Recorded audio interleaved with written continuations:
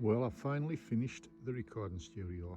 It was started 2 years ago before the first lockdown, and I've now got all of the instruments I've made on display. So we've got the Rooster Booster made from walnut and ash for the fretboard, and we've got the Satanic banjo, again airbrush work in the skulls and what have you, and it's made from all ash, coloured ash, and then ash for the fretboard.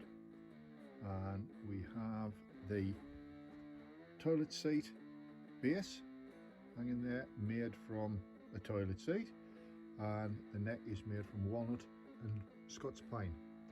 A little 3/4 size, well actually it's smaller than the 3/4 size, it's the size that you could make on a Coronet Herald lathe. And there we've got the blues box, or the pallet box blues, made from an old pallet.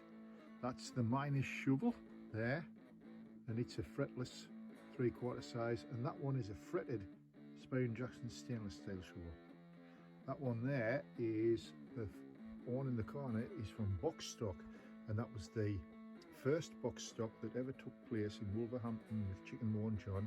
Tony and I went down and made ourselves a cigar box guitar each. That is the satin walnut guitar there.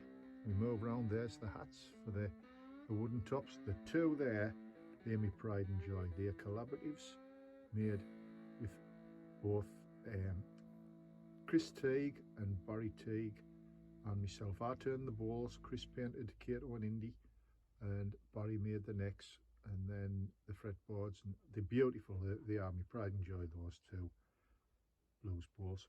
And then we've got the Guinness blues ball there.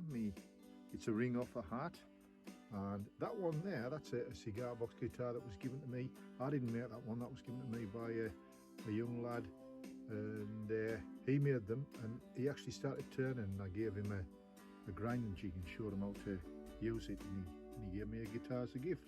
That one there is another shovel guitar. It's a corn shovel, but it's a lap steel, that one, a 6-string. And then we've got a double necked one here, which is the pallet box guitar again. What I'll have to do, I'm just going to knock this light out because it's very bright. There we go. And then there's the original blues ball there. That's the original blues ball made in 2016. And that was the first one I ever made. And again, the idea came from watching C16, so I invented the blues ball then. And that's a big bass blues ball, and the ball was made by a very, very good friend of mine, John Islip, who used to come with us to all the demonstrations.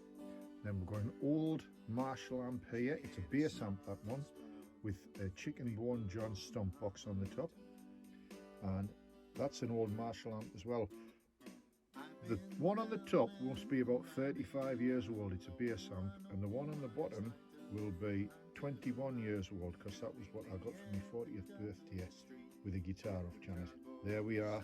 That's the blues ball that I made with students when I had students in the workshop, and this is the online blues ball next to it.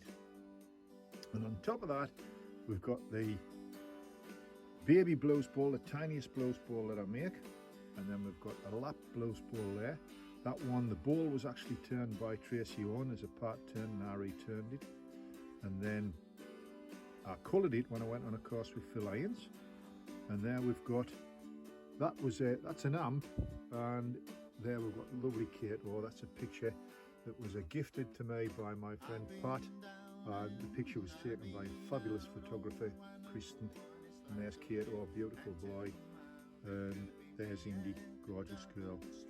Sadly, Kato's no longer with us, but we've got lots of lovely, lovely memories of him, and that's a fabulous picture, that. Anyhow, this one here is my double ball dobro, and that one is a 6-string open tune in the G, and that is all of the handmade instruments. Just to finish off, there's a little ukulele, a strumbox ukulele that came from my good friend Theo from Australia. He sent it as a gift, and that's the original one that I bought from Amazon, the cardboard cigar box guitar, to get the sizes for when I made the actual blues bowl, the first blues bowl which is there, and that's all of the instruments that I've got. I've also got some percussion instruments. That's a cajon, and that's a guitar that went wrong, the neck bent, so I turned it into a bass drum, and then I put a bass drum pedal on it so that we can just use it as a bass drum, and that's it. So there we go. That's a lovely little amp there that I got again from Chicken Bone John. It's a pig nose. Bit more percussion stuff, my maracas, tambourine and my bongos.